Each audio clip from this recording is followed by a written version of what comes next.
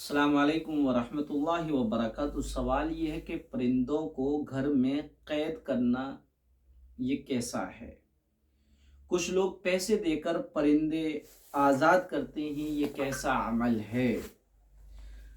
پرندوں کو گھر میں پالنا جائز ہے، مباح ہے، درست ہے، اس شرط کے ساتھ جبکہ ان کو کھانے پانی اور دانے کا پورا خیال رکھا جائے، ان کے آرام کا پورا خیال رکھا جائے، اور ان کو خرید کر آزاد کرنا فی نفسی ہی جائز ہے، لیکن اس میں کوئی ثواب کا کام نہیں ہے۔ ہاں، اگر کوئی کسی نے پرندہ پکڑ لیا ہے اور وہ اس کو نہ دانہ دے رہا ہے نہ پانی دے رہا ہے، اس نے جو اس کو پریشان کر رکھا ہے، تو ایسی صورت میں اس بندے سے پرندے کو خرید کر آسمان میں اڑا دینا یا آزاد کر دینا یہ ثواب کا کام ہوگا۔ اب بعض لوگ یہ کہتے ہیں کہ پرندوں کو قید نہیں کرنا چاہیے، یہ بہت بڑا گناہ ہے اور ان کو آزاد کر دینا چاہیے۔ یقیناً ان کی کم علمی کی وجہ ہے۔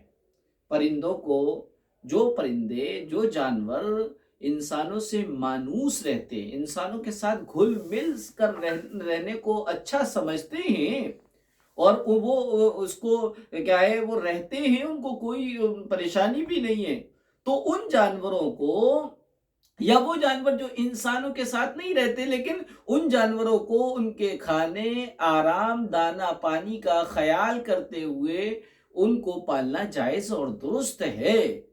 چنانچہ اللہ کے رسول صلی اللہ علیہ وسلم کے خادم حضرت انس رضی اللہ تعالیٰ عنہ، ان کے بھائی تھے عمیر، ابو عمیر نام تھا، تو انہوں نے ایک چڑیا پال رکھی تھی۔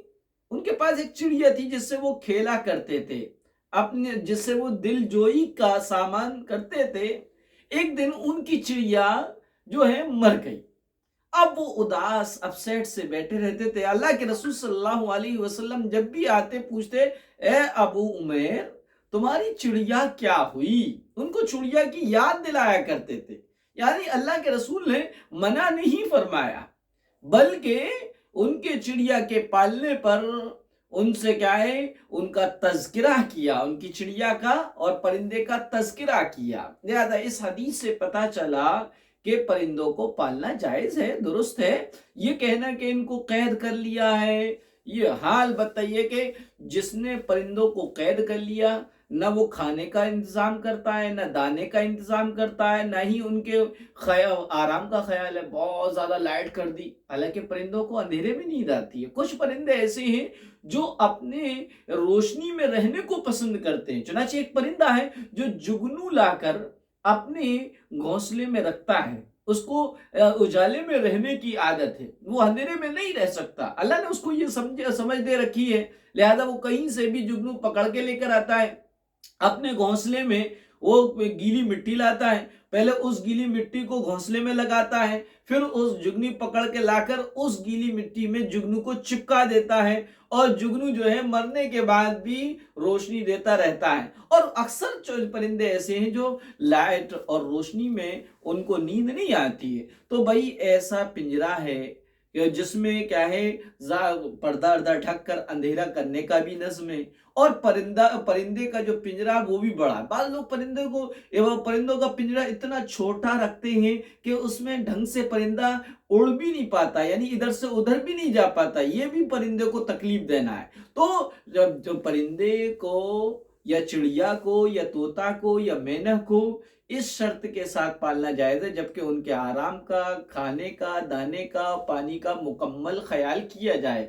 اگر چیزوں کا خیال نہیں کیا جائے گا تو یقیناً یہ گناہ ہے، اور اللہ کے رسول صلی اللہ علیہ وسلم نے بھی اس عورت کا تذکرہ فرما کر کہا کہ وہ عورت دوزخ میں جائے گی جس نے بلی پال رکھی تھی لیکن اس کے کھانے کی اس کو کوئی پرواہ نہیں تھی، جس کی وجہ سے بلی بھوکی مر گئی۔ لہذا جانوروں کو پالا جائے، پرندوں کو پالا جائے اور ان کے کھانے دانے کا خیال کیا جائے تو اس میں بھی ثواب ہے۔